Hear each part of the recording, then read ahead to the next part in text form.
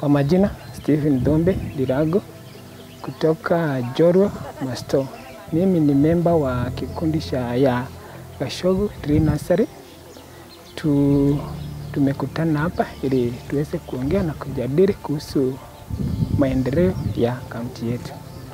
Tukiwa kama kikundi, tuliweza ama tukafunzwa na Caritas ili tuweze kuandika hii petition ya kukarabatiwa hii barabara yetu ili tuweze iwe mzuri.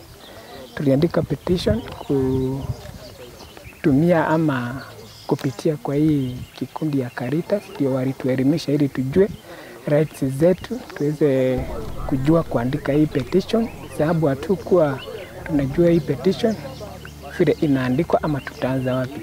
Tunataka kwanza kupongeza hii kikundi ya Caritas wenye walitusaidia ili tuweze kuandika hii petition ya kutengenezewa hii barabara. Tumeona petition yetu ilikubalika ikapita, na ndio sasa tuko mahali hapa.